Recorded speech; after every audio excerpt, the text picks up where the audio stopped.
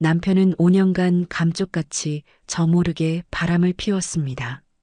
이 사실을 알게 된 저에게 엄마는 그냥 모르는 척하라고 말씀하셨습니다. 그리고 남편에게 더 잘해주라고 말씀하셨죠. 한 달 후 저는 엄마의 그 말이 얼마나 무서운 계획의 시작이었는지 깨닫게 되었습니다. 이야기가 궁금하시다면 구독과 좋아요 눌러주세요. 댓글로 지금 어디서 시청하고 계신지 소통해 주신다면 앞으로 더 좋은 영상 제작에 큰 힘이 됩니다. 서울 강남의 백화점 안에 위치한 고급 남성복 매장 앞이었습니다. 에어컨 바람이 숨막히는 도심의 열기를 잠시 잊게 해주는 시원한 주말 오후였습니다. 지수는 남편 태영의 새 와이셔츠를 사기 위해 이곳에 왔습니다. 최근 들어 태영은 회사 일이 힘들다, 중요한 거래처 사람들을 만나려면 옷차림에 신경 써야 한다는 푸념을 자주 했었습니다. 요즘 이유를 알 수 없게 서먹해진 관계가 서운하긴 했지만 지수는 애써 마음을 다잡으며 아내의 역할을 다해야 한다고 생각했습니다. 지수와 태영의 결혼 생활이 처음부터 이렇지는 않았습니다. 5년 전 두 사람은 양가 가족의 축복 속에서 결혼했습니다. 태영은 신사적이고 말솜씨가 좋아 늘 지수를 즐겁게 해주는 남자였습니다. 하지만 2년 전부터 그는 변하기 시작했습니다. 집에서 함께 저녁을 먹는 날이 줄어들고 다정한 안부 인사도 사라졌습니다. 늘 일 때문에 일찍 나가고 늦게 들어왔습니다. 지수는 자신이 뭘 잘못한 건가, 원래 결혼 생활이란 시간이 지나면 이렇게 무뎌지는 걸까 수없이 자책하며 괴로워했습니다. 다시 관계를 예전으로 돌려보려 태영이 좋아하는 음식을 만들고 집에서도 예쁘게 꾸미고 있어 봤지만 돌아오는 건 그의 무관심, 때로는 짜증 섞인 반응뿐이었습니다. 지수도 점점 지쳐갔고 그들의 집은 숨막히는 침묵만이 감돌게 되었습니다. 지수는 남성복 매장을 둘러보며 태영의 체형에 어울릴 만한 와이셔츠를 찾고 있었습니다. 그때 익숙한 실루엣이 건너편 유아용품 매장 앞에서 그녀의 시야에 들어왔습니다. 오늘 아침 자신이 직접 다려준 초록색 폴로 셔츠를 입은 훤칠한 모습이었습니다. 지수의 심장이 쿵 내려앉았습니다. 태영이 틀림없었습니다. 그는 혼자가 아니었습니다. 그의 곁에는 배가 제법 불러온 젊은 여자가 다정하게 기대어 서 있었습니다. 두 사람은 손을 꼭 잡고 있었고 태영은 분홍색 인부복 원피스를 그 여자에게 대보며 다정한 미소를 짓고 있었습니다. 그토록 오랫동안 지수에게는 보여주지 않았던 꿀이 뚝뚝 떨어지는 눈빛이었습니다. 그 광경은 날카로운 비수가 되어 지수의 심장을 그대로 꿰뚫었습니다. 주변의 모든 것이 흐릿해졌습니다. 백화점의 웅성거리는 소음도 아득하게 멀어졌습니다. 오직 지수의 심장이 산산조각 나는 소리만 들리는 듯 했습니다. 그녀는 자신도 모르게 급히 커다란 기둥 뒤로 몸을 숨겼습니다. 태영이 여자의 허리를 감싸 안고 무언가 속삭이자 두 사람은 행복하게 웃었습니다.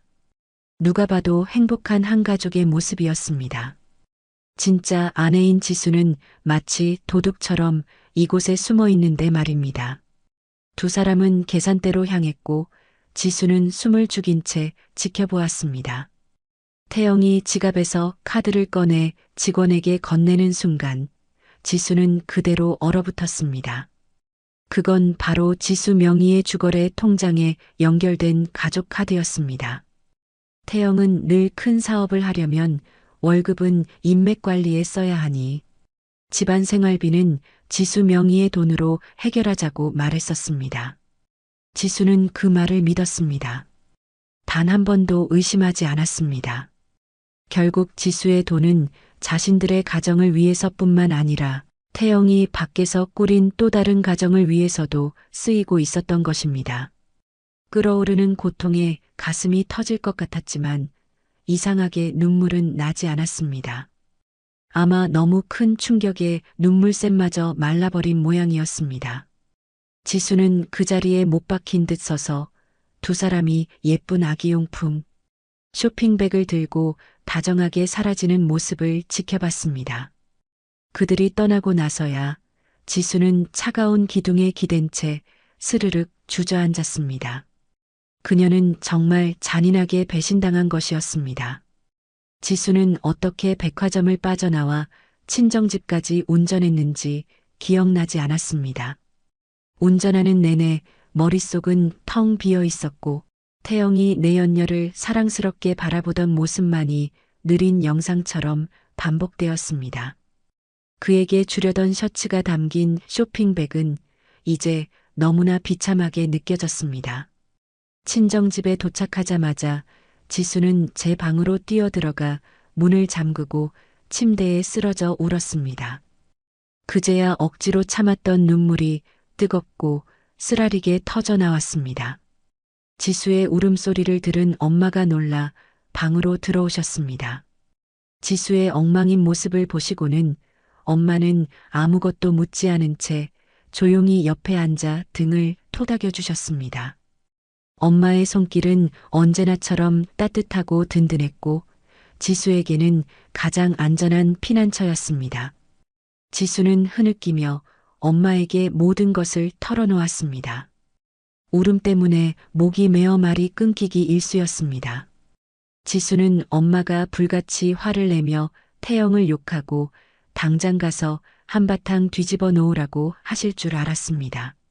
하지만 엄마는 이야기를 다 들으시고는 표정이 굳어졌지만 이상할 정도로 차분한 목소리로 말씀하셨습니다. 전혀 놀라는 기색이 없으셨습니다. 마치 무언가 예상하고 계셨던 것처럼 엄마는 지수의 손을 잡고 눈물을 닦아주시며 말했습니다. 그만 울어라, 지수야. 지금 운다고 해결될 일이 아니야. 당장 집에 가서 그 인간이랑 소리 지르고 싸운 다음엔 어쩔 건데? 증거는 있어? 이혼이라도 하게. 지수는 순간 멍해졌습니다. 이혼. 단 한 번도 생각해 본 적 없는 단어였습니다. 관계가 차갑게 식고 고통스러웠지만 태영과 헤어지는 것은 상상조차 해본 적이 없었습니다. 모르겠어요, 엄마. 너무 혼란스러워요. 엄마는 깊은 한숨을 쉬셨습니다. 엄마는 지수의 눈을 똑바로 보며 단호하게 말씀하셨습니다. 지수야, 엄마 말 잘 들어. 일이 이 지경까지 됐다는 건 단순히 바람 피운 문제가 아니야. 내 카드로 상간녀 물건을 사줬다는 거, 그것도 곧 태어날 아기용품을 말이야. 그건 널 더 이상 사람 취급도 안 한다는 뜻이고 이미 오래전부터 모든 걸 계획해왔다는 증거야. 엄마의 다음 말은 지수의 머리에 찬물을 끼얹는 것 같았습니다. 지금 내가 섣불리 난리를 치면 제 발로 함정에 뛰어드는 꼴이야. 그놈은 잡아뗄 거고 최악의 경우엔 모든 걸 인정하고 당장 이혼하자고 널 압박할 거야. 그때 내 손에 뭐가 남지? 증거가 아무것도 없잖아. 정신이 번쩍 들었습니다. 맞습니다. 지금 모든 걸 터뜨려 봤자 지수가 얻을 수 있는 건 아무것도 없었습니다. 그럼 저 어떻게 해야 해요, 엄마? 지수의 목소리는 여전히 떨리고 있었습니다. 엄마는 지수의 손을 더 꽉 잡으며 보이지 않는 힘을 불어넣어 주셨습니다. 지금부터 넌 아무것도 모르는 척하는 거야. 집에 가서는 여전히 착하고 상냥한 아내로 행동해. 내가 의심하지 않는 모습을 보일수록 그놈은 더 방심하게 될 거야. 그 시간 동안 너랑 엄마가 비밀리에 증거를 모으는 거다. 단순히 바람피운 증거뿐만 아니라 재산, 돈 문제까지 전부. 지난 2년간 그놈이 내 등 뒤에서 무슨 짓을 했는지 속속들이 파헤쳐야 해. 모든 증거를 손에 쥐었을 때 그놈이 절대 빠져나갈 수 없는 치명적인 한 방을 날리는 거야. 우리 딸이 이렇게 억울하게 당할 수는 없지. 엄마의 계획은 두려우면서도 한편으로는 희망을 주었습니다. 심장이 조각났는데 아무렇지 않은 척 매일 배신자를 마주해야 한다는 것은 끔찍한 고문과도 같았습니다. 하지만 엄마의 말이 맞았습니다. 지금은 약해질 때가 아니었습니다. 지수는 너무 오랫동안 속아왔습니다. 이제는 제 스스로 정의를 되찾아야 할 때였습니다. 이것은 지수 자신뿐만 아니라 지수의 부모님, 그리고 이 결혼을 위해 가족이 쏟아부은 모든 것을 위한 일이었습니다. 지수는 눈물을 닦고 심호흡을 하며 마음을 다잡았습니다. 그녀는 엄마를 보며 한결 단단해진 눈빛으로 말했습니다. 네, 엄마. 엄마 말대로 할게요. 저 할 수 있어요. 엄마는 만족과 안쓰러움이 뒤섞인 눈으로 고개를 끄덕이셨습니다. 엄마는 지수를 꼭 안아주시며 말씀하셨습니다. 그래, 우리 딸. 강해져야 해. 엄마가 있잖아. 이제부터 이 싸움은 둘이서 하는 거야. 그날 밤 지수는 한때 보금자리라 불렀던 집으로 돌아왔습니다. 태영은 지수보다 먼저 와서 거실에서 텔레비전을 보고 있었습니다. 지수를 보더니 힐끗 쳐다보며 무심하게 물었습니다. 어디 갔다 이제 와? 엄마 집에 잠깐 들렀어요. 당신 새 셔츠 샀는데. 지수는 온 힘을 다해 쥐어짠 미소를 지으며 그에게 쇼핑백을 건넸습니다. 태영은 쇼핑백을 받아들고는 열어볼 생각도 없이 그래. 한마디 하고는 다시 텔레비전 화면에 시선을 고정했습니다. 그의 무관심이 지금 이 순간만큼은 차라리 다행이었습니다. 그는 지수의 눈빛의 미세한 변화도, 지수의 미소가 얼마나 부자연스러운지도 눈치채지 못했습니다. 그날 밤 지수는 그에게 등을 돌리고 누워 깊이 잠든 척했습니다. 하지만 어둠 속에서 지수의 눈은 활활 타오르고 있었습니다. 이제 그들의 진짜 전쟁이 시작된 것입니다. 그 후의 나날들은 지수 인생에서 가장 길고 고통스러운 시간이었습니다. 한 집에서, 한 식탁에서, 심지어 한 침대에서 배신자와 함께 산다는 것은 그야말로 지옥이었습니다. 지수는 매일 아침 일찍 일어났습니다. 정성껏 아침 식사를 준비하고 태영의 출근복을 다렸으며 그가 출근할 때 현관까지 나가 배웅했습니다. 저녁에는 불평 한마디 없이 문을 열어주고 저녁상을 차렸습니다. 그녀는 늘 미소를 띠고 있었고 완벽한 현모양처 역할을 완벽하게 해냈습니다. 하지만 그녀의 마음은 이미 돌처럼 굳어버린 지 오래였습니다. 지수가 완벽하게 연기할수록 태영은 더욱 방심했습니다. 그는 지수가 자신의 일거수일투족을 감시하고 있다는 사실을 꿈에도 몰랐습니다. 여전히 일 때문이라며 일찍 나가고 늦게 들어왔으며 집에서도 화장실에 숨어 몰래 통화를 했습니다. 메시지를 서둘러 지우고 휴대폰을 몸에서 떨어뜨려 놓지 않으려는 조심스러운 모습이 역력했습니다. 그러나 이제 그의 모든 행동은 지수의 감시망을 벗어날 수 없었습니다. 엄마의 조언에 따라 지수는 자신만의 치밀한 조사를 시작했습니다. 가장 먼저 시작한 것은 돈 문제였습니다. 과거 지수는 태영을 전적으로 신뢰했었습니다. 그는 매달 일정 금액의 생활비만을 주었고 나머지는 저축과 투자에 쓴다고 말했습니다. 그녀는 그의 월급이나 성과급에 대해 단 한 번도 물어본 적이 없었는데 그것이 바로 그녀의 가장 큰 실수였습니다. 지수는 지난 5년간의 공동계좌와 자신의 개인 계좌의 모든 은행 거래 내역서를 다시 확인하기 시작했습니다. 서재에 앉아 몇 시간이고 숫자를 대조하던 그녀는 마침내 이상한 점을 발견했습니다. 약 1년여 전 태영은 회사에서 승진을 하여 월급이 거의 2배 가까이 올랐다는 사실을 그녀는 알고 있었습니다. 그가 친구와 통화하며 자랑하는 것을 우연히 들었기 때문이었습니다. 하지만 그가 매달 지수에게 주던 생활비는 전혀 오르지 않았을 뿐 아니라 오히려 회사 사정이 어렵다는 핑계, 성과급이 삭감되었다는 터무니없는 변명으로 몇 번이나 줄어들기까지 했습니다. 그렇다면 그 차액은 다 어디로 사라진 것일까요? 지수는 모든 숫자와 이상한 날짜들을 수첩에 꼼꼼하게 기록했습니다. 계산을 하면 할수록 등골이 오싹해졌습니다. 지난 2년간 사라진 돈은 결코 적은 액수가 아니었습니다. 어지간한 오피스텔 한 채 값은 좋게 되었습니다.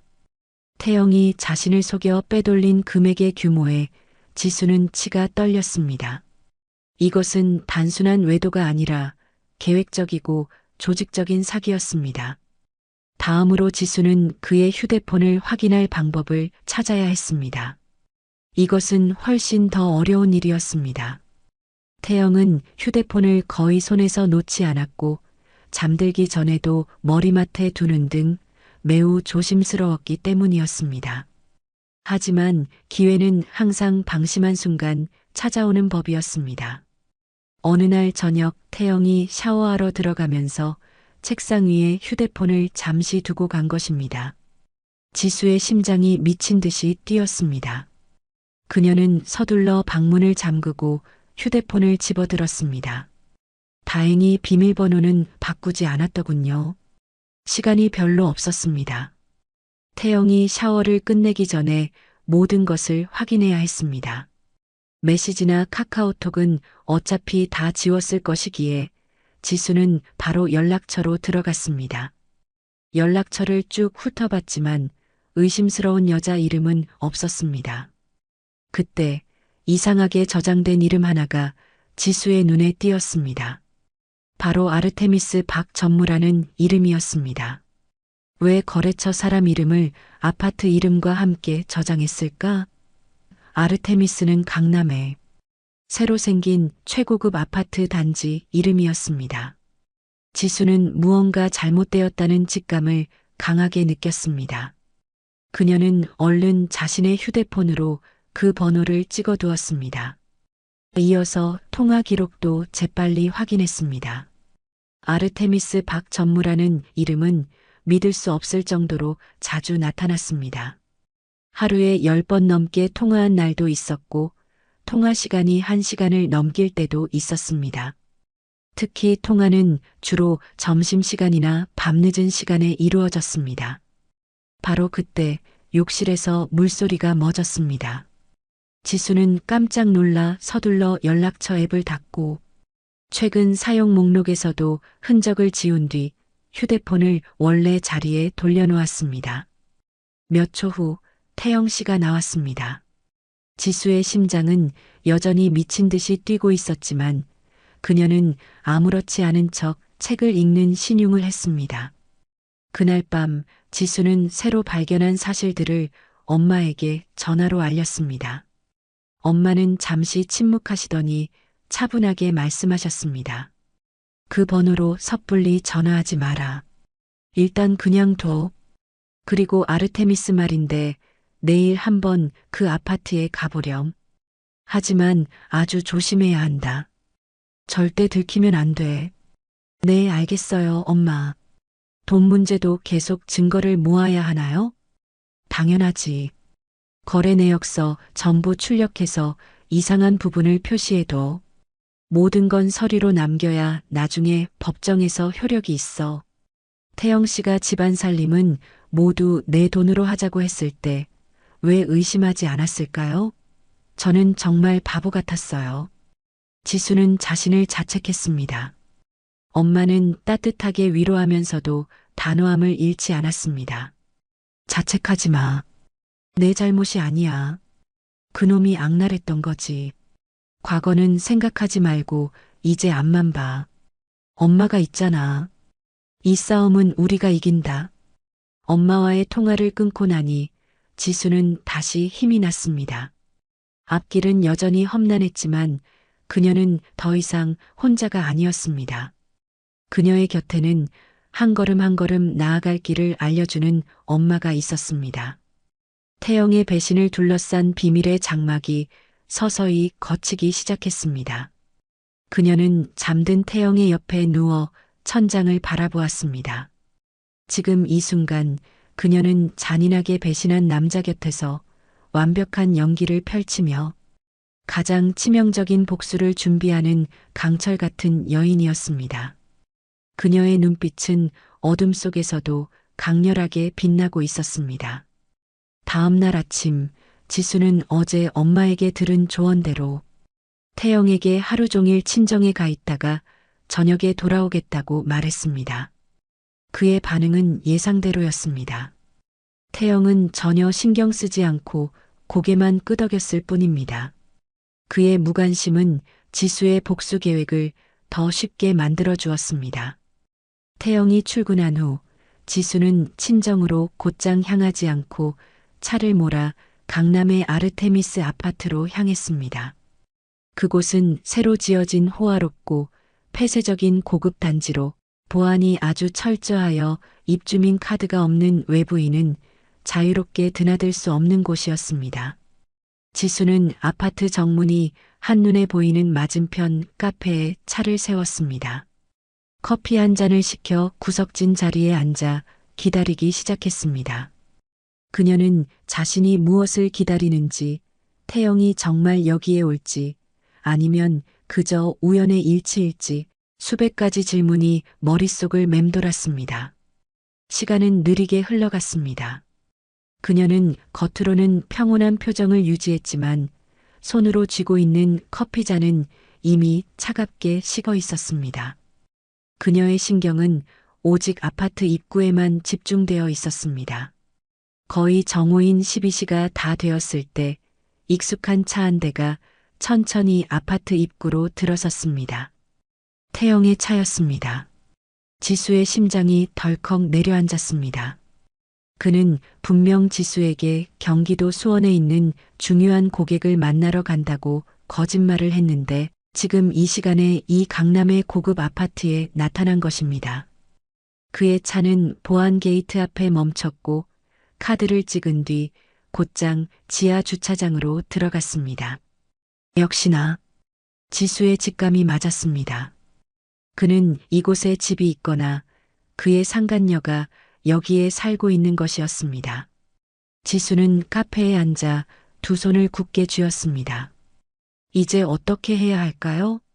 그녀는 입주민이 아니었기에 안으로 들어갈 수는 없었습니다. 그녀는 잠시 더 앉아 생각에 잠겼습니다. 이렇게 무작정 밖에서 기다릴 수만은 없었습니다. 그녀는 아파트 주변을 한 바퀴 돌며 정보를 더 얻을 방법이 있는지 찾아보기로 결심했습니다. 지수는 산책하는 주민인 척하며 단지 담장을 따라 걸었습니다. 아파트 B동 근처를 지날 때 배달을 기다리는 배달 기사 몇 명을 보았습니다. 순간 그녀의 머릿속에 기발한 생각이 떠올랐습니다. 지수는 젊은 배달 기사에게 다가가 5만 원짜리 지폐 한 장을 내밀며 조용히 말했습니다. 기사님, 잠깐 뭐 좀 부탁드려도 될까요? 제가 B동에 사는 가족한테 뭘 좀 보내려는데 깜빡하고 호수를 잊어버려서요. 혹시 이 전화번호 주인이 몇 호에 사는지 확인 좀 해주실 수 있을까요? 지수는 휴대폰에 찍어둔 아르테미스 박 전무의 번호를 그에게 보여주었습니다. 배달 기사는 지수를 의심스러운 눈초리로 쳐다보았지만 그녀의 손에 들린 돈을 보고는 잠시 망설였습니다. 지수는 서둘러 덧붙였습니다. 저희 언니가 갓 출산해서 정신이 없어서요. 그냥 깜짝 선물을 해주고 싶어서 그러는데 좀 도와주세요. 부탁드려요. 지수의 말에 기사는 조금 더 믿는 눈치였습니다. 그는 고개를 끄덕이더니 휴대폰을 꺼내 배달 앱의 내부 시스템에 번호를 입력했습니다. 잠시 후 그가 고개를 들고 말했습니다. 네, 맞네요, 고객님. 이 번호는 B동 1708호 주인분 번호네요. B동 1708호. 드디어 주소를 알아냈습니다. 지수는 배달 기사에게 고맙다고 말하며 돈을 쥐어주고는 서둘러 자리를 떴습니다. 차로 돌아오는 내내 지수는 분노와 함께 약간의 희열마저 느꼈습니다.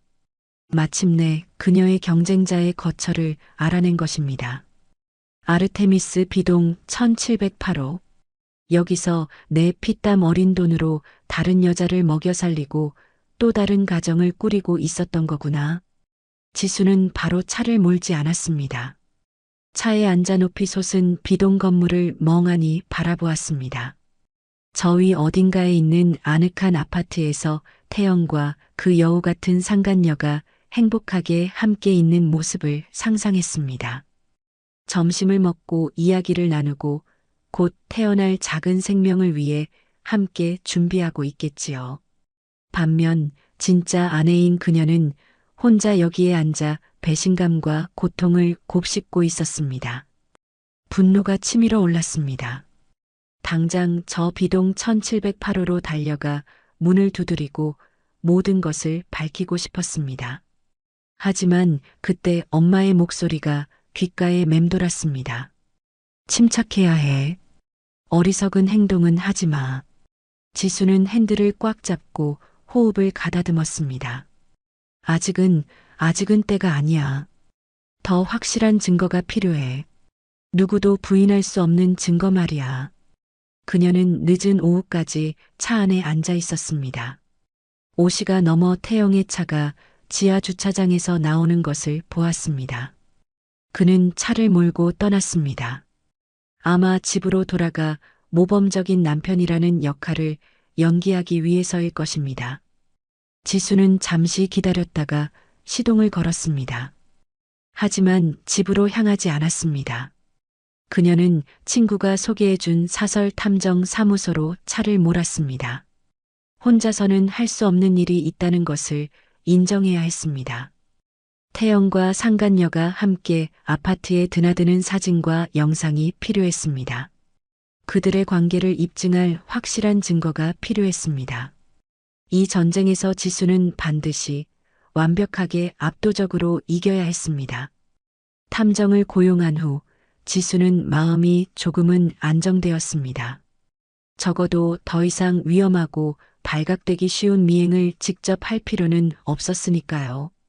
그녀는 그들에게 비동 1708호 주소와 자신이 아는 태영의 생활 패턴을 알려주었습니다. 이제 남은 것은 기다림뿐이었습니다. 그동안 지수는 자신의 연기를 계속 이어갔습니다. 여전히 상냥했고 태영을 챙겼습니다. 심지어 주말에는 부부관계를 회복할 겸 영화를 보러 가자고 먼저 제안하기도 했습니다. 물론 태영은 거절했습니다. 주말에 지방의 중요한 거래처를 만나러 가야 해서 올 수 없다고 했죠. 지수는 그저 미소 지으며 그럼 조심해서 다녀와요. 건강 잘 챙기고요. 라고 말했습니다. 하지만 그녀의 마음속으로는 그의 중요한 거래처가 누구이며 어디에 있는지 똑똑히 알고 있었습니다. 지수는 복수의 단계를 밟아나가는 자신을 보며 텅 비었던 가슴에 차가운 결의가 들어차는 것을 느꼈습니다. 그날 밤 탐정 사무소에서 보내온 사진들을 통해 태영과 상간녀의 행복한 모습을 본 지수는 더 이상 고통을 느끼지 않았습니다. 그녀는 태영의 거짓된 가면을 반드시 자기 손으로 갈기갈기 찢어버리겠다고 스스로에게 다짐했습니다. 조사를 깊이 파고들수록 태영의 배신이 단순히 감정적인 문제를 넘어선 거대한 빙산과도 같다는 것을 깨달았습니다. 물 아래 잠긴 부분이 훨씬 더 크고 무서웠습니다. 조사를 하면서 태영이 직장 동료들에게 이혼한 지 2년 된 골드 싱글이라고 말했다는 충격적인 사실을 알게 된 후 지수는 그들이 살고 있는 이 집에 대해 불안감을 느끼기 시작했습니다. 이 집은 부부 둘의 힘으로 마련한 것이었지만 초기 대출금의 상당 부분은 지수의 부모님께서 지원해 갚아주신 것이었습니다. 당시 부모님께서는 딸이 안정적인 거처에서 살길 바라는 마음으로 큰 돈을 보태주시며 이것이 딸에게 주는 마지막 혼수라고 말씀하셨습니다.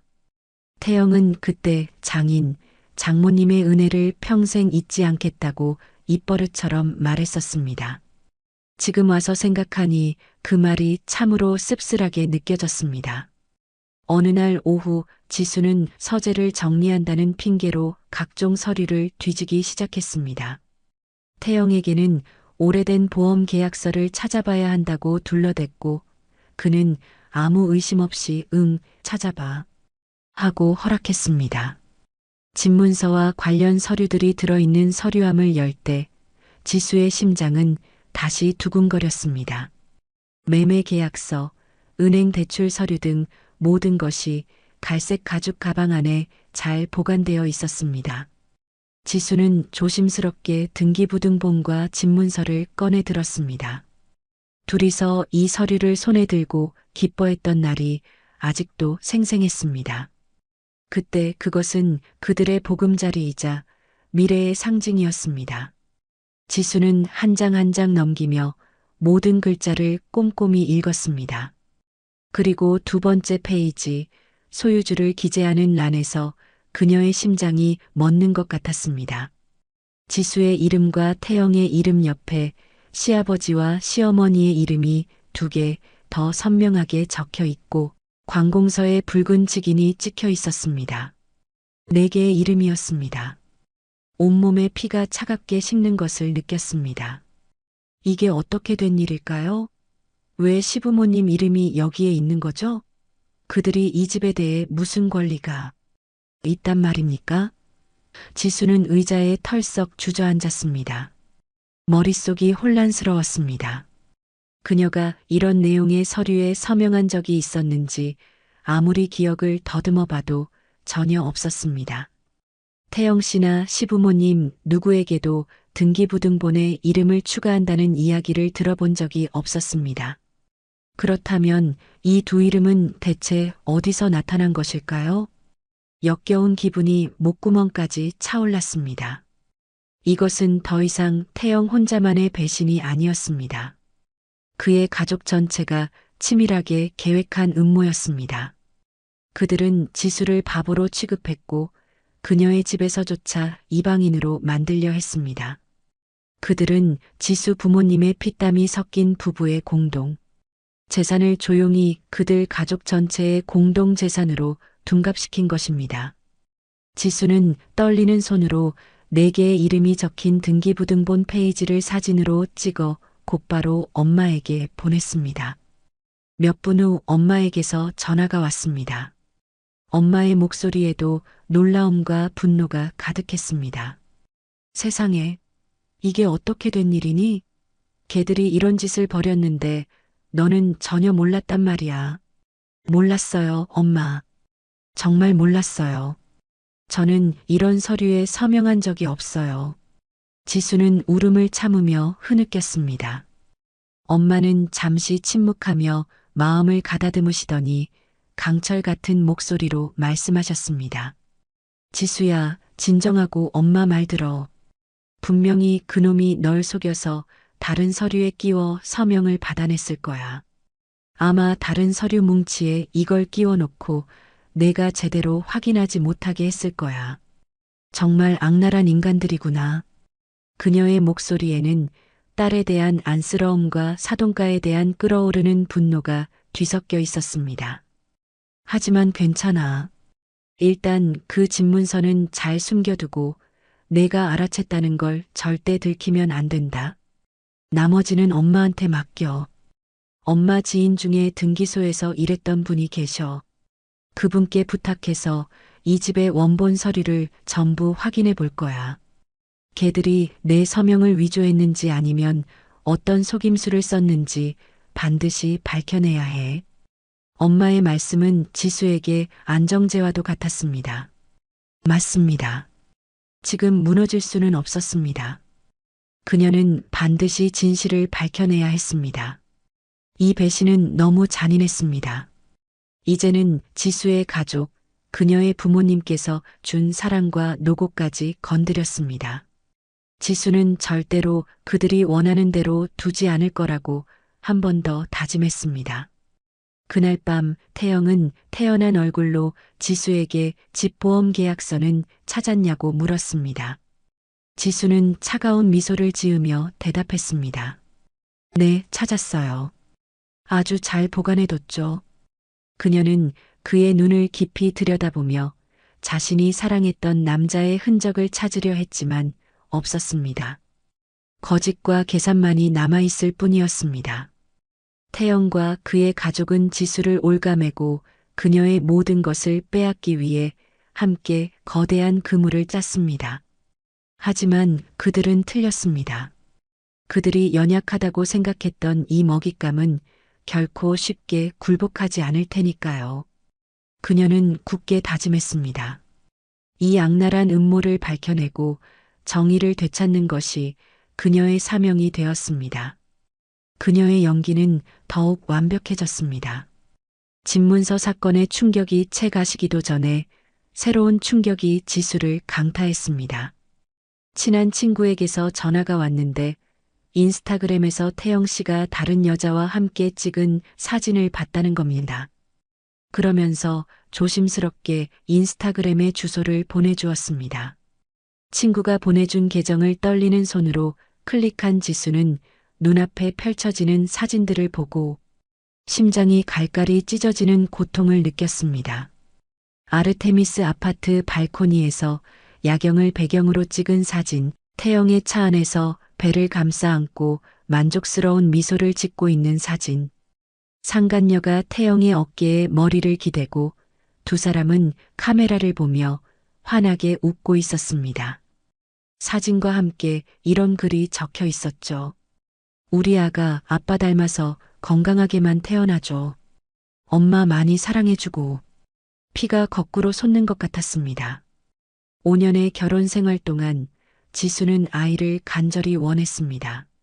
하지만 태영은 일에 더 집중하고 싶다며 계속 미루었습니다. 알고 보니 그는 아이를 원하지 않은 것이 아니라 지수와의 사이에서 아이를 원하지 않았던 것입니다. 그리고 사진에는 결혼할 때 친정 부모님께서 예물로 주신 용복 문양이 새겨진 순금 팔찌와 똑같은 팔찌를 하고 있는 상간녀의 사진도 있었습니다. 그 용복 팔찌는 엄마가 물려주신 소중한 유품이었습니다. 엄마는 결혼식 날 지수에게 그 팔찌를 채워주시며 소중히 간직하라고 신신당부하셨습니다. 그것은 물질적인 가치를 넘어 지수를 향한 가족의 축복이 담긴 정신적인 의미가 큰 물건이었습니다. 불길한 예감에 지수는 서둘러 침실로 달려갔습니다. 그곳에는 부부가 중요한 서류나 귀중품을 보관하는 금고가 있었습니다. 금고 열쇠는 2개였고 지수와 태영이 하나씩 가지고 있었습니다. 지수는 떨리는 손으로 열쇠를 꽂고 비밀번호를 돌렸습니다. 묵직한 철문이 열렸습니다. 안은 텅 비어 있었습니다. 붉은 벨벳 상자에 담겨 있던 용봉 팔찌가 사라졌습니다. 집문서 원본이 담겨 있던 서류철도 온데간데 없었습니다. 지수 명의로 된 통장 몇 개와 약간의 현금만 남아있을 뿐이었습니다. 온몸에 힘이 빠져나가는 것 같았습니다. 지수는 바닥에 주저앉았습니다. 태영이 지수의 가장 소중한 예물을 훔쳐갔습니다. 집문서까지도요. 눈물이 걷잡을 수 없이 흘러내렸습니다. 이것은 신뢰가 가장 잔인한 방식으로 짓밟혔을 때의 깊은 상처였습니다. 지수는 그가 변심했을지라도 그들 사이에 최소한의 정은 남아있을 거라고 생각했지만 아니었습니다. 그의 행동은 지수를 너무 무참히 짓밟았습니다. 지수는 울음에 잠긴 목소리로 엄마에게 전화를 걸었습니다. 엄마는 다 듣고 한참 동안 침묵하셨습니다. 수화기 너머로 들리는 엄마의 거친 숨소리에서 들끓는 분노를 느낄 수 있었습니다. 잘 됐네. 그 쓰레기 같은 것들. 드디어 막장까지 가는구나. 그러더니 엄마는 갑자기 차분해지셨습니다. 목소리는 차갑고 단호해졌습니다. 지수야, 그만 울어. 지금 눈물은 아무 소용없어. 엄마 말 잘 들어. 걔들이 집문서랑 팔찌를 가져갔다는 건 제 목에 스스로 올가미를 걸었다는 뜻이야. 넌 그냥 아무것도 모르는 척해. 절대 내가 눈치챘다는 걸 들키면 안 돼. 걔들이 의기양양해 하도록 그냥 둬. 엄마가 알아서 처리할 방법이 있으니까. 엄마의 침착함은 지수를 안심시켰습니다. 그녀는 눈물을 닦고 일어서려 애썼습니다. 슬픔은 분노로 변했습니다. 연약함은 강철 같은 의지로 바뀌었습니다. 그들이 그녀에게서 빼앗아간 것들, 지수는 반드시 몇 배로 되찾아올 것입니다. 이 결혼에 더 이상 미련은 없었습니다. 그녀가 지금 원하는 유일한 것은 정의였습니다. 자신과 가족을 위한 정의. 지수는 텅 빈 금고를 바라보며 속으로 다짐했습니다. 한태영, 어디 마음껏 즐겨봐. 당신의 즐거운 시간은 이제 얼마 남지 않았으니까. 예물과 집문서를 도둑맞은 충격 이후 지수는 엄마의 말씀에 따라 자신이 모든 사실을 안다는 기색을 전혀 내비치지 않았습니다.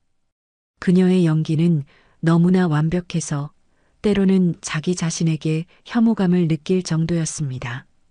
하지만 텅 빈 금고를 볼 때마다 그녀의 안의 증오는 더욱 뜨겁게 타올랐습니다. 그동안 엄마는 행동에 나서셨습니다. 엄마의 옛 친구분 중 그 남편이 시청 지적과에서 일하셨습니다. 비록 은퇴하셨지만 인맥은 여전히 남아 있었습니다. 엄마는 그분을 찾아가 교묘하게 상황을 설명했습니다. 딸의 집 등기부등본에 불분명한 점이 있어 혹시 착오가 있었는지 확인하고 싶다고만 말씀드렸습니다. 며칠 후 엄마의 친구분에게서 전화가 왔습니다. 그녀가 전해준 정보는 지수와 엄마의 최악의 의심이 사실이었음을 확인시켜 주었습니다. 내가 확인해 봤어. 내 딸 집 등기부등본에 시부모님 이름이 추가된 게 맞아. 서류는 거의 1년 전에 접수됐더라. 엄마는 분노를 억누르며 물었습니다. 그럼 서류에 제 딸 부부 두 사람의 서명이 다 있었나요? 수화기 저편에서 잠시 침묵이 흐르더니 대답이 돌아왔습니다. 그럼요. 규정상 부부 공동재산의 소유권을 변경하려면 반드시 두 사람 모두 공증사무소에 출석해서 서명해야 해요. 보관된 서류에는 따님과 남편분의 서명이 다 되어 있는 공증계약서가 첨부되어 있었어요. 여기까지 듣고 엄마는 모든 상황을 파악하셨습니다. 친구분에게 고맙다고 인사하고 전화를 끊으신 엄마의 얼굴은 차갑게 굳어 있었습니다. 그날 저녁 지수가 친정에 들르자 엄마는 그녀를 방으로 데리고 가 모든 사실을 이야기해 주셨습니다. 엄마 짐작대로 그놈이 널 속여서 서류에 서명하게 한 거야. 엄마는 단호하게 말했습니다. 지수는 기억을 더듬었습니다. 거의 1년 전 그 무렵에 무슨 특별한 일이 있었을까? 그녀는 미간을 찌푸리며 생각에 잠겼습니다. 그러다 희미한 기억 하나가 떠올랐습니다. 엄마, 생각났어요. 그때쯤 태영 씨가 엄청 두꺼운 서류 뭉치를 주면서 서명하라고 했어요. 자기 회사 직원들을 위한 우대 대출 서류라고 내부 프로젝트에 투자하는 거라고 했어요. 절차가 복잡해서 서명할 곳이 많다면서 제가 서명해야 할 곳을 미리 다 표시해 뒀더라고요. 그때는 아무 의심도 못하고 출근 준비로 바빠서 제대로 읽어보지도 않고 서명했어요. 엄마는 책상을 탁 치셨습니다. 세상에, 바로 그거였구나. 그놈이 대출. 서류 뭉치에 시부모 이름을 추가하는 동의서를 끼워 넣어서 널 속인 거야. 이 악마 같은 놈. 그놈이랑 그 집구석은 아주 오래전부터 모든 것을 계획해왔던 거야. 진실이 밝혀지자 지수는 분노와 함께 너무나 어리석고 사람을 쉽게 믿었던 자기 자신을 자책했습니다. 그녀는 자기 손으로 자신의 재산을 팔아넘기는 서류에 서명하고도 전혀 몰랐던 것입니다. 그들의 음모는 너무나 악랄하고 치밀했습니다. 그들은 지수의 신뢰를 이용해 등 뒤에 칼을 꽂았습니다. 그럼 이제 어떻게 해요, 엄마? 서명은 진짜 제 것이잖아요. 어떻게 부인할 수 있겠어요? 지수는 불안하게 물었습니다. 엄마는 날카로운 눈빛으로 지수를 보셨습니다. 서명은 진짜지만 서명의 목적이 기만당한 거야. 이건 명백한 사기 및 재산 편취 행위야. 걱정 마. 지금 당장 터뜨리지는 않을 거야. 녀석들이 계획이 완벽하게 성공했다고 믿게 그냥 둬. 그동안 우리는 내가 어떻게 속아서 서명했는지에 대한 증거를 더 모을 거야. 그때 같이 있었던 사람 기억나니? 아니면 그 우대 대출에 관해 그놈이 너한테 보낸 메시지나 이메일 같은 거라도? 지수는 고개를 저었습니다. 그때는 집에 우리 둘뿐이었고 중요한 얘기는 메시지보다는 거의 말로 했어요. 엄마는 잠시 생각에 잠기셨습니다. 괜찮아. 직접적인 증거가 없으면 간접적인 증거를 찾으면 돼. 그건 엄마한테 맡겨. 내가 지금 해야 할 일은 아주 침착하게 더 연약하고 어리숙한 척하는 거야. 그러면 그것들은 더 방심하고 더 많은 허점을 드러낼 테니까. 엄마 집을 나서는 지수의 마음은 무거웠지만 한편으로는 명확해졌습니다. 시댁의 음모가 드러났습니다. 그녀는 자신의 적이 누구이며 그들의 목표가 무엇인지 똑똑히 알았습니다. 집을 차지하려는 시댁의 음모가 지수와 엄마에게 발각된 사실을 태영의 가족은 전혀 모르는 듯 했습니다. 그들은 모든 것이 자신들의 완벽한 계획대로 진행되고 있다고 믿으며 여전히 태평했습니다. 지수가 계속 조용하고 순종적인 모습을 보이자 태영은 새로운 덫을 놓기 시작했습니다. 이번에는 지수의 개인 예금을 노린 훨씬 더 큰 덫이었습니다. 최근 들어 태영의 태도가 갑자기 돌변했습니다. 더 이상 냉담하고 무관심하지 않고 놀라울 정도로 다정하고 자상하게 굴었습니다. 집에 일찍 들어오고 가끔 꽃을 사오기도 했으며 심지어 집안일을 돕기도 했습니다. 그는 연애 시절의 추억을 이야기하고 그들이 함께 그렸던 미래에 대해 말했습니다. 그의 연기는 너무나 완벽해서 만약 지수가 그의 진짜 모습을 몰랐다면 아마 마음이 흔들리고 그가 진심으로 뉘우쳤다고 믿었을지도 모릅니다. 하지만 지수는 이제 태영을 믿지 않았습니다. 이 갑작스러운 변화는 그녀의 경계심만 더 키웠습니다. 이 달콤함 뒤에는 분명 더 쓴 음모가 숨어 있을 것이라고 지수는 확신했습니다. 그리고 그녀의 예상은 빗나가지 않았습니다. 어느 날 저녁 식사 후 태영은 지수에게 캐모마일 차를 타주며 옆에 앉아 흥분된 표정으로 말했습니다. 여보, 내가 당신이랑 상의할 게 있는데. 무슨 일인데요? 지수는 궁금한 척했습니다. 그는 비밀스러운 표정으로 목소리를 낮췄습니다. 우리 회사에서 제주도에 대규모 부동산 프로젝트를 진행하는데 내부적으로 자금을 모집하고 있어. 이건 임원급에게만 주어지는 기회라 외부 사람은 절대 몰라. 수익률이 연 30%는 보장된대. 절대적으로 안전한 투자야. 지수는 차를 한 모금 마시며 속으로 코웃음을 쳤습니다. 또 내부 투자라는 수법이구나. 하지만 그녀는 여전히 흥미로운 척했습니다. 정말요? 수익률이 그렇게 높아요? 하지만 위험하지는 않을까요? 걱정 마. 이 프로젝트는 최고 위층에서 이미 승인했고 법률 서류도 완벽해. 내가 다 확인했어. 이건 무조건 성공해. 내 저축은 전부 여기에 쏟아부을 생각인데 아직 조금 부족해서 말이야. 그는 말을 멈추고 의미심장한 눈으로 지수를 쳐다봤습니다. 지수는 연극의 하이라이트가 시작될 것을 직감했습니다. 얼마나 부족한데요?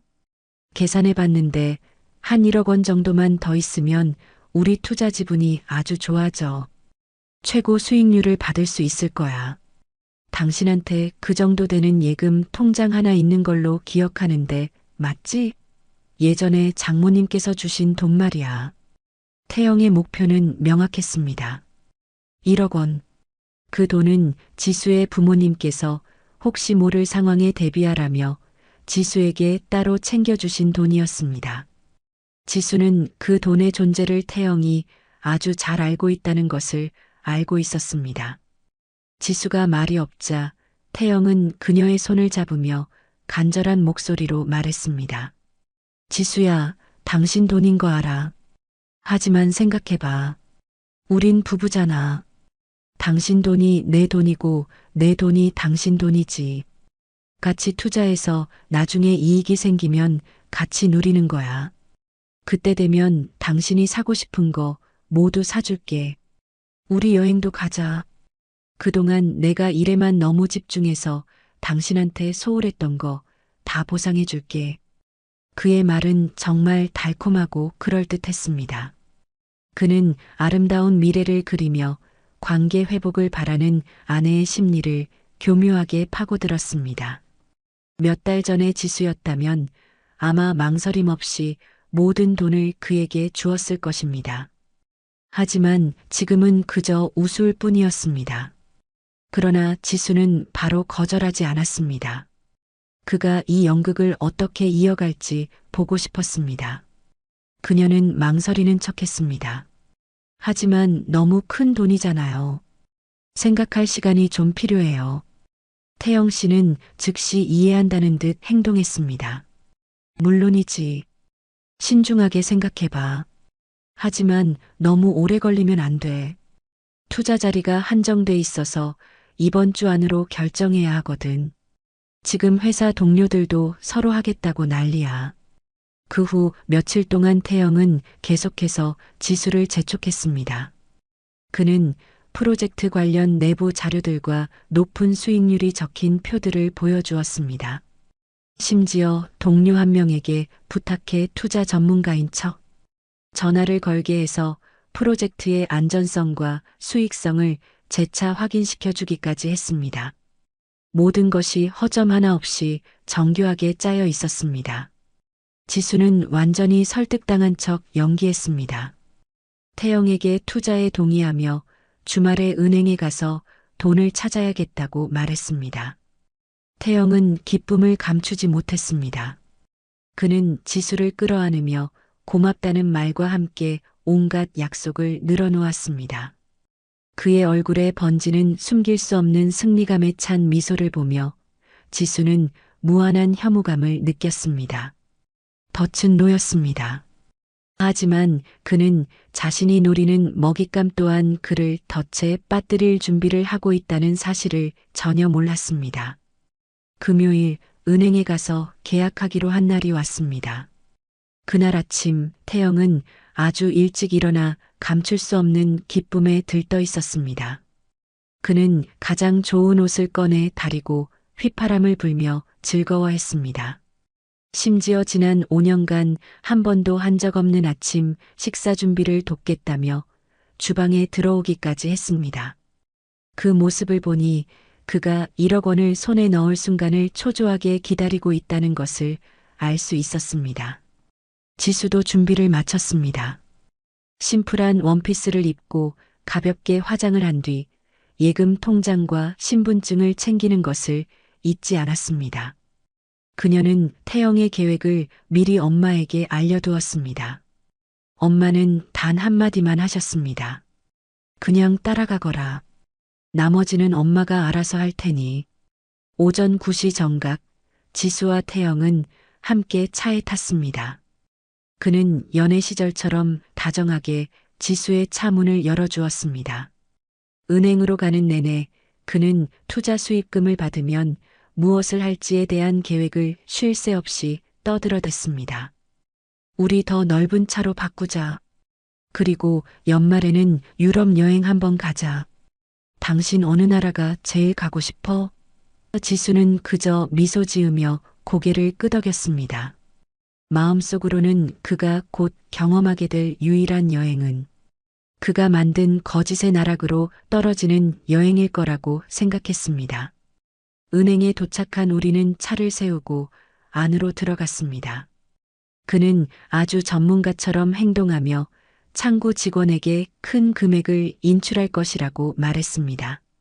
지수가 서류에 서명하려는 순간 갑자기 그녀의 휴대폰이 미친 듯이 울렸습니다. 엄마 번호였습니다. 지수는 태영을 힐끗 쳐다보며 미안한 표정을 짓고 전화를 받았습니다. 여보세요? 엄마, 무슨 일이에요? 수화기 저편에서 엄마의 다급하고 놀란 목소리가 들려왔습니다. 울음 섞인 목소리였습니다. 지수야, 아빠가 뇌출혈로 쓰러지셔서 지금 응급실에 실려왔어. 당장 병원으로 와. 의사 선생님이 아주 위독하시대. 지수의 귀가 먹먹해졌습니다. 이것이 엄마의 계획의 일부라는 것을 알면서도 엄마의 너무나 실감나는 목소리에 심장이 철렁 내려앉았습니다. 그녀는 완벽하게 연기해야 했습니다. 네, 엄마, 뭐라고요? 어느 병원이에요? 서울중앙병원. 빨리 와, 지수야. 엄마 너무 무서워. 지수는 전화를 끊었습니다. 얼굴이 새하얗게 질리고 손발이 떨렸습니다. 태영이 그걸 보고 물었습니다. 무슨 일이야? 얼굴이 왜 그래? 아빠가 뇌출혈로 쓰러지셔서 지금 병원 응급실에 네요. 저 지금 당장 가봐야 해요. 지수는 거의 울먹이며 말했습니다. 그리고 태영의 반응을 기다릴 틈도 없이 테이블 위에 가방과 서류를 움켜쥐고 은행 밖으로 뛰쳐나갔습니다. 태영은 잠시 멍하니 서 있다가 황급히 지수를 따라왔습니다. 지수야, 같이 가. 내가 데려다 줄게. 그렇지만 지수는 벌써 택시를 타고 있었습니다. 은행 문 앞에 미완성된 투자 계약서를 들고 멍하니 서 있는 태영을 남겨둔 채였습니다. 택시에 올라타서야 지수는 안도의 한숨을 내쉬었습니다. 엄마의 연기는 정말 완벽했습니다. 그녀는 엄마에게 출발했어요. 라고 문자를 보냈습니다. 몇 초 후 엄마에게서 답장이 왔습니다. 잘했다. 바로 병원 응급실로 와. 거기서 기다리고 있을게. 병원에 도착하니 정말로 엄마가 응급실 앞 대기 의자에 앉아 초조한 표정으로 기다리고 계셨습니다. 지수를 보자마자 엄마는 그녀를 구석으로 데려가셨습니다. 어떻게 됐니? 태영이 의심 안 하던? 네, 전혀요. 엄마 연기가 너무 실감나서 저도 깜짝 놀랐어요. 엄마는 안도의 한숨을 쉬셨습니다. 그래야 그놈이 믿지. 이제 엄마 말 잘 들어. 너는 지금 바로 종합검진센터로 가서 두통이랑 어지럼증이 심하다고 말하고 의사한테 혈압 재고 간단한 검사 좀 받게 해달라고 해. 그리고 오후까지 병원에 있어. 내가 태영이한테 전화해서 아버지는 위기를 넘겼는데 내가 너무 놀라서 쓰러져서 병원에 입원해 경과를 지켜봐야 한다고 말할게. 그러면 그놈도 더 이상 의심 못할 거야. 그럼 돈은요, 엄마? 통장은 엄마한테 줘. 내가 지금 당장 가서 돈을 다 찾아서 다른 안전한 계좌로 옮겨 놓을게. 이건 미룰 수 없는 일이야. 지수는 고개를 끄덕이며 엄마에게 통장을 건넸습니다. 급히 자리를 뜨는 엄마의 뒷모습을 보며 마음이 짠했습니다. 자신의 일 때문에 엄마가 이렇게까지 고생하고 온갖 계획을 세워야 한다는 사실이 죄송했습니다. 그녀는 엄마의 마음에 보답하기 위해서라도 이 지독한 연극을 하루빨리 끝내기 위해서라도 더 강해져야 한다고 다짐했습니다. 태영의 1억 원 사기 계획은 완벽하게 실패했습니다. 그는 돈을 얻기는커녕 지수에게 더 큰 의심만 심어주었고 그의 사기 행각에 대한 증거만 더해주었을 뿐이었습니다. 이번 소동이 실패로 돌아간 후 태영은 크게 실망하며 짜증을 냈습니다. 그는 더 이상 다정하고 자상한 연기를 하지 않고 예전처럼 차갑고 냉담한 모습으로 돌아왔습니다. 그는 계속해서 1억 원에 대해 물으며 투자 기회가 곧 끝난다고 지수가 그들 부부의 큰 행운을 걷어찼다고 비난했습니다.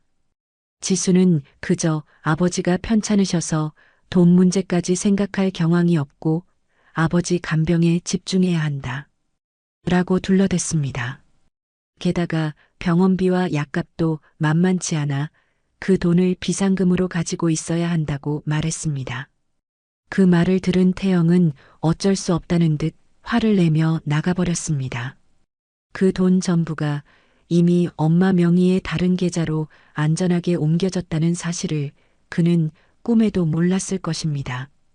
계획이 실패하자 태영은 인내심을 완전히 잃은 듯 했습니다. 그는 집에 들어오는 횟수가 점점 줄었습니다. 어떤 때는 사흘 동안 얼굴을 볼 수 없었습니다. 그는 먼 곳으로 출장을 간다고 했지만 지수는 그가 아르테미스 아파트에서 상간녀와 함께 있다는 것을 알고 있었습니다. 고용한 탐정이 전해주는 사진들을 보니 시댁 식구들과 함께 여행을 가서 저희들끼리 웃고 떠들고 있었습니다. 탐정이 몰래 엿들은 내용은 아들만 태어나면 당장 이혼하라고 시부모님들이 말했답니다. 이것은 태영 혼자만의 외도가 아니라 시댁 전체가 지수를 속이는 연극이었던 것입니다. 지수는 심장이 갈갈이 찢어지는 충격을 받았습니다. 며칠 후 지수는 아기가 태어나서 아기를 보며 좋아하는 사진을 받아보게 되었습니다. 이제 디데이가 가까워 오고 있었습니다. 아마 그들은 적통 손주를 손에 쥐었으니 승리는 자신들의 것이라고 확신했을 것입니다. 그날 저녁 태영은 평소보다 일찍 집에 왔습니다. 그는 저녁도 먹지 않고 거실에 앉아 담배만 연거푸 피워댔습니다. 집안 공기는 폭풍 전처럼 무거웠습니다. 지수는 설거지를 마치고 그의 맞은편 소파에 앉아 조용히 기다렸습니다. 마지막 담배를 재떨이에 비벼 끈 후 태영 씨는 고개를 들어 지수를 보았습니다. 그의 눈빛은 얼음장처럼 차가웠습니다. 우리 이혼하자. 그의 단어는 마치 날씨 이야기를 하듯 무미건조하게 뱉어졌습니다. 지수는 놀라지 않았습니다. 이 말을 아주 오랫동안 기다려왔으니까요. 방금 뭐라고 했어? 잘 안 들리는데. 지수는 심장이 쿵 내려앉았지만 태연하게 되물었습니다. 그는 참을 수 없다는 듯이 소리쳤습니다. 이혼하자고. 못 알아들어? 당신이랑 나 감정 끝난 지 오래잖아. 나한테는 다른 여자도 있고 그 여자랑 낳은 아들도 있어. 서로 이제 그만 놔주자고. 그는 가방에서 미리 준비한 서류 뭉치를 꺼내 지수 쪽으로 던졌습니다. 이혼 서류랑 재산 분할 합의서야. 내 서명은 다 해놨어. 읽어보고 당신도 서명해. 지수는 전혀 떨지 않고 서류를 집어들었습니다. 내용을 훑어보았습니다. 그녀의 상상보다 훨씬 더 최악이었습니다. 그는 위자료 명목으로 3천만 원을 제안했습니다. 그 대가로 지수는 즉시 이 집에서 나가고 다른 모든 재산에 대한 권리를 포기해야 했습니다. 집에 대해서는 이 집은 본인과 부모님의 공동 재산이므로 아내는 분할을 요구할 권리가 없음이라고 명시되어 있었습니다. 다 읽고 나서 지수는 고개를 들어 그를 보며 비웃었습니다. 3천만 원. 당신 아내로 산 5년, 내가 이 집을 위해 쏟은 노력, 내 부모님의 피땀. 그 모든 게 고작 3천만 원짜리라고 생각해? 태영은 경멸이 가득한 미소를 지었습니다. 욕심 부리지 마. 3천만 원도 정이 있어서 주는 거야. 이 집 등기부등본에 우리 부모님 이름 있는 거 모르지?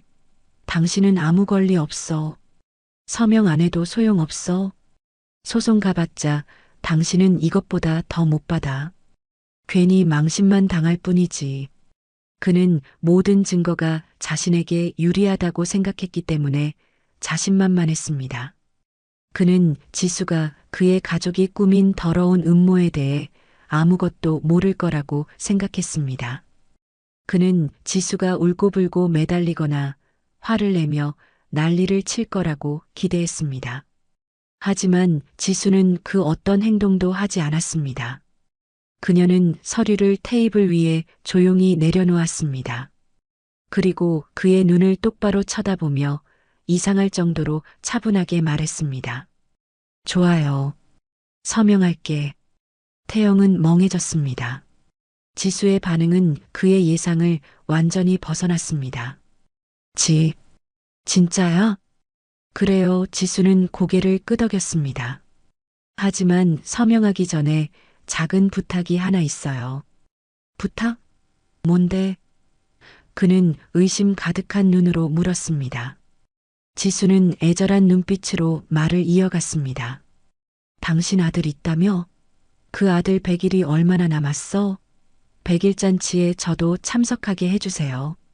내가 아들 낳아주고 싶었는데 그러지 못한 것도 미안하고 당신 닮은 아기 얼굴도 한번 보고 싶고 우리가 공식적으로 끝나기 전에 당신 가족들과 친구들에게 마지막으로 인사라도 하고 싶어서요. 지수의 요구에 태영은 완전히 혼란스러워했습니다. 그가 지수의 의도를 알 리 없었죠. 하지만 지수가 이혼에 순순히 동의하자 그는 이것이 실패한 여자의 별것 아닌 마지막 자존심이라고 생각했을 겁니다.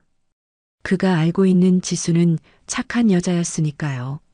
잠시 망설이던 그는 고개를 끄덕였습니다. 좋아. 열흘 후 일요일 저녁 7시 킹덤 호텔 VIP 홀이야. 쓸데없는 짓은 하지 마. 걱정 마세요. 저는 미소를 유지하며 대답했습니다. 전 그냥 축하해 주러 가는 거니까.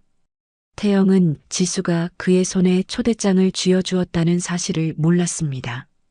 그의 거짓된 인생을 다룬 영화 시사회 초대장을 말입니다. 그리고 지수가 바로 그 영화의 감독이 될 것이라는 사실도요. 드디어 열흘이 흘러 일요일이 되었습니다. 지수는 거울 앞에 섰습니다. 거울 속의 여자에게서 더 이상 지치고 초췌한 예전의 지수는 없었습니다. 그녀는 우아하고 강렬한 와인색 실크 드레스를 골랐습니다. 날카로운 아이라인과 붉은 립스틱으로 포인트를 준 메이크업을 정성껏 했습니다. 그녀는 버림받은 아내로서 그곳에 가는 것이 아니었습니다. 정의를 되찾으러 가는 사람이었습니다. 엄마 역시 품위 있는 검은색 벨벳 한복을 고르셨습니다. 엄마는 지수의 손을 잡으며 안쓰러움과 단호함이 섞인 눈빛으로 말씀하셨습니다. 가자, 딸. 이제 막을 내릴 시간이다. 킹덤 호텔은 그날 밤 화려한 조명으로 빛나고 있었습니다. VIP 홀은 풍선과 신선한 꽃으로 호화롭게 장식되어 있었죠. 멋진 정장을 차려입은 태영은 부모님과 함께 입구에서 손님들을 맞이하고 있었습니다. 그들의 얼굴은 만족스러운 미소로 가득 차 빛나고 있었습니다. 순백의 드레스를 입은 내연녀는 아기를 안고 중앙에 앉아 있었습니다. 주위에는 친척과 친구들이 모여 아기를 보며 칭찬을 아끼지 않았습니다. 지수와 엄마의 등장은 입구의 분위기를 순간적으로 얼어붙게 만들었습니다. 태영과 그의 부모님은 불쾌함과 경계심이 역력한 눈으로 그들을 쳐다봤습니다. 하지만 손님들 앞이라 억지 미소를 짓는 것 외에는 다른 도리가 없었죠. 왔네. 태영이 다가와 경고하듯 말했습니다. 약속했잖아. 지수는 미소로 답하며 엄마와 함께 당당하게 안으로 들어갔습니다. 등 뒤에서 들려오는 호기심 어린 시선과 수군거림은 무시한 채 파티는 떠들썩한 분위기 속에서 진행되었습니다. 시아버지의 축사가 끝나고 사회자가 아기의 사랑스러운 순간들을 담은 성장, 동영상을 다 함께 보자며 스크린으로 시선을 유도했습니다. 바로 그때 지수가 일어섰습니다. 그녀는 무대 위로 올라가 멍하니 서 있는 사회자에게서 마이크를 건네받았습니다. 연회장의 모든 시선이 그녀에게 쏠렸습니다. 태영 씨와 그의 가족은 얼굴이 하얗게 질려 지수를 막으려고 달려오려 했습니다. 잠시 실례하겠습니다.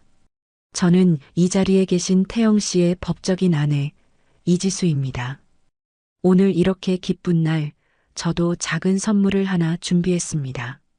제 남편과 그의 가족 그리고 그의 상간녀에게 특별한 영상을 선물하고 싶습니다. 그들의 인생에 새로운 장이 열리는 것을 축복하는 의미에서요. 말을 마친 지수는 엄마가 미리 섭외해 둔 기술 담당자에게 신호를 보냈습니다. 연회장의 조명이 꺼지고 거대한 스크린이 밝아졌습니다. 행복한 가족 영상이 시작되었습니다. 첫 장면은 태영이 백화점에서 상간녀의 옷을 다정하게 골라주는 모습이었고, 자막에는 3월, 남편은 거래처에 간다고 거짓말을 했습니다. 라고 적혀 있었습니다. 이어서 그와 그녀가 아르테미스 아파트를 드나들고 함께 식사하고 장을 보는 수많은 사진들이 스쳐 지나갔습니다. 그리고 시댁 식구들이 그녀를 살뜰히 챙기는 모습과 함께 가족연합, 재산 편취를 위한 치밀한 공모라는 자막이 떴습니다. 연회장은 물을 끼얹은 듯 조용해졌습니다. 처음의 침묵은 수군거림으로 곧 노골적인 비난으로 바뀌었습니다. 사람들은 믿을 수 없다는 눈으로 태영의 가족을 쳐다보기 시작했습니다. 태영의 얼굴은 하얗게 질렸다가 뻘겋게 변했습니다. 그는 소리쳤습니다. 당장 꺼. 저 쓰레기 같은 거 당장 끄라고. 그는 마이크를 빼앗으려 무대로 뛰어 올라왔습니다. 하지만 너무 늦었습니다. 영상은 3천만 원짜리 이혼 합의서 사진과 마지막 자막으로 끝을 맺었습니다. 이것이 저의 5년 동안의 결혼 생활의 대가입니다. 연회장 조명이 켜지자 모든 것이 아수라장이 되었습니다. 사람들의 고함 소리, 상간녀의 비명, 시어머니의 욕설. 손님들은 경멸의 눈초리를 보내며 서둘러 자리를 뜨기 시작했습니다. 축하 파티는 한순간에 비극적인 폭로 무대가 되었습니다. 그 혼란 속에서 지수와 엄마는 조용히 연회장을 빠져나왔습니다. 지수는 뒤돌아보지 않았습니다. 그들의 비참한 모습을 굳이 볼 필요는 없었습니다. 그녀는 자신이 해야 할 일을 했습니다. 연극은 막을 내렸습니다. 그리고 이것은 정의의 시작일 뿐이었습니다. 킹덤 호텔에서 지수와 엄마가 일으킨 폭풍은 상상 이상으로 강력했습니다. 그날 밤 파티 현장의 혼란스러운 모습이 담긴 영상과 손님들의 상세한 목격담이 소셜 미디어를 통해 무서운 속도로 퍼져나갔습니다. 태영과 그의 명문가 가족의 진짜 얼굴이 만천하에 드러난 것입니다. 마지막 재판일, 법정 안은 극도의 긴장감이 감돌았습니다. 증거는 너무나 명백했습니다. 법원의 최종 판결이 내려졌습니다. 집은 부부 공동 재산으로 인정되었으며 주택 구매 자금의 상당 부분을 지수의 부모님이 지원했다는 점과 지수가 겪은 정신적, 물질적 피해를 고려하여 지수가 집의 완전한 소유권을 갖게 되었습니다. 태영은 재산 분할을 받지 못했을 뿐만 아니라 지수의 정신적 피해와 명예훼손, 그리고 그가 훔쳐간 예물의 가치에 대해 거액의 위자료를 배상해야 했습니다. 그날 법정을 나서며 지수는 무한한 해방감을 느꼈습니다. 지긋지긋한 싸움은 끝났고 그녀가 이겼습니다. 그 후 태영의 가족은 몰락의 길을 걸었습니다. 추문이 세상에 알려지면서 그는 회사에서 해고당했고 망가진 평판 때문에 다른 좋은 직장을 구하지 못했습니다. 내연녀는 골드 싱글이었던 애인이 하루아침에 실업자 신세가 되자 아이를 데리고 미련 없이 떠나 모든 연락을 끊었습니다. 태영은 모든 것을 잃었습니다. 직장, 돈, 가족, 그리고 모든 것을 걸었던 사람까지도요. 지수는 통쾌함보다는 평온함을 느꼈습니다. 그녀는 너무나 많은 아픈 기억이 담긴 그 집을 팔았습니다. 그 돈과 위자료를 합쳐 엄마와 자신을 위한 작고 아늑하며 햇살이 가득 드는 아파트를 샀습니다. 실패한 결혼은 지수에게서 많은 것을 앗아갔지만 값비싼 교훈을 주었습니다. 그것은 그녀에게 강해지는 법, 스스로를 지키는 법, 그리고 가장 중요하게는 자기 자신을 사랑하는 법을 가르쳐 주었습니다. 지수는 더 이상 과거에 순진하고 연약한 여자가 아니었습니다. 남은 돈의 일부로 그녀는 의미 있는 일을 하기로 결심했습니다. 희망의 재단이라는 이름의 작은 비영리 단체를 설립하여 자신과 비슷한 처지에 놓인 여성들에게 무료 법률 지원과 심리 상담을 제공하기 시작했습니다. 그녀의 이야기와 경험을 통해 다른 사람들을 돕고 그녀가 겪었던 고통과 무력감을 그 누구도 다시는 겪지 않도록 하고 싶었습니다. 어느 날 오후 새 아파트 발코니에 서서 분주하게 움직이는 사람들을 내려다보며 지수는 완전한 자유와 평온함을 느꼈습니다. 과거는 지나갔습니다. 그녀는 결혼이라는 잿더미 속에서 다시 태어났습니다. 새로운 의미를 지닌 새로운 삶이 그녀를 향해 활짝 열려 있었습니다. 오늘 이야기를 끝까지 들어주셔서 감사합니다. 영상 보시고 느끼신 감정, 댓글로 함께 나눠주세요. 여러분의 한마디가 누군가에겐 큰 위로가 될 수 있습니다. 영상이 마음에 드셨다면 구독과 좋아요로 응원 부탁드립니다.